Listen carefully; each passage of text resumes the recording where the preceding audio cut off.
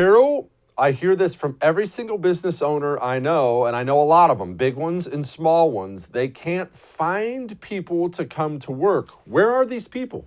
Yeah, so there are 11 million plus jobs at the last count that are available for people to fill.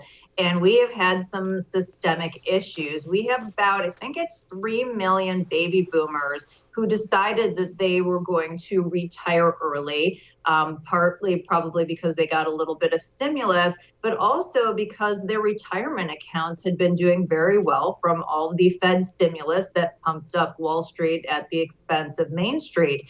It is possible that as inflation takes hold, and if we don't get that much money coming into the markets, that the returns may go down, that over time they may find they don't have enough to live on, but today that's where they are. We also stopped some of the legal immigration that always comes into the workforce. And then a third factor in terms of some of the younger folks, that there is this whole I don't want to work movement. And they sit on chat boards and encourage each other not to work because they feel like they aren't getting the same respect, and totally understand that.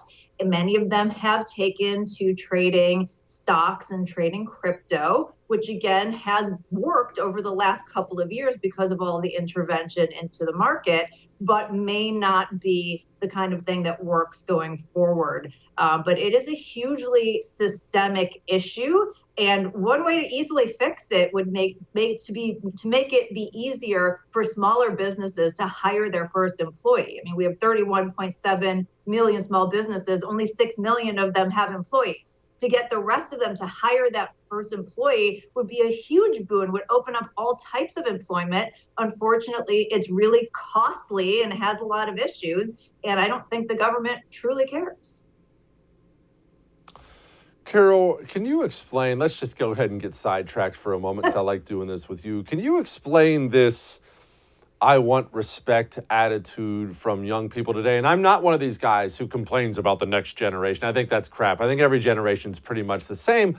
But I hear this a lot nowadays about I don't have respect and he didn't respect me. Buddy, you run the fries. You're an idiot. You're not worthy of respect yet. You got to earn respect yet. Am I the only one with a father in this country? What is this?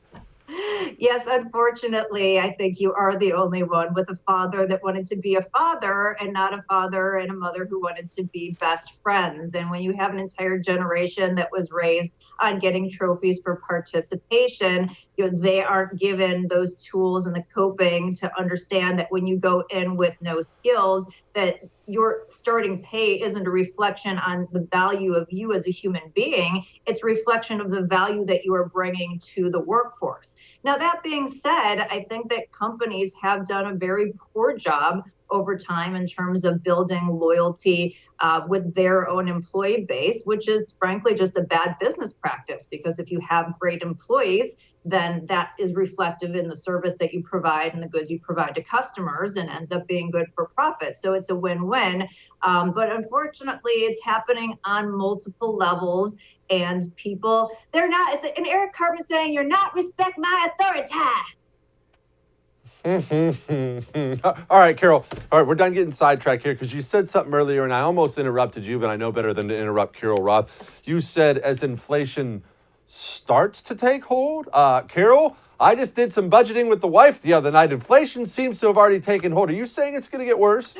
That's a fair correction, Jesse. I will accept that one. And I guess I should have said will continue to extend and continue to wreak havoc upon our lives. Yes, obviously inflation has been very significant and is the outgrowth specifically of government policies. While they like to blame it on you, it has to do again with the Fed printing money and the stimulus and the disruption of the labor markets and the supply chain.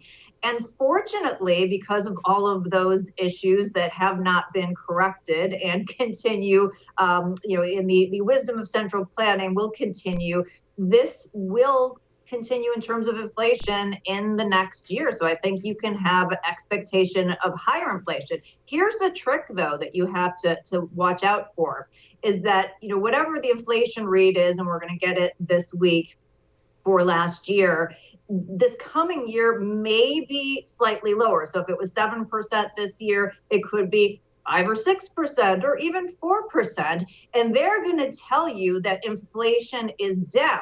Inflation isn't down. The rate of growth in inflation is down. That increase is a permanent increase, a tax that you are going to pay for the rest of your life. So keep an eye out. They are going to spin that as a win when it happens, and it is not a win for your pocketbook. Hey, thanks so much for watching The First on YouTube. If you liked what you saw, go ahead and like and subscribe. You heard me. Like it, subscribe. You'll get a lot more of it and a lot more of me.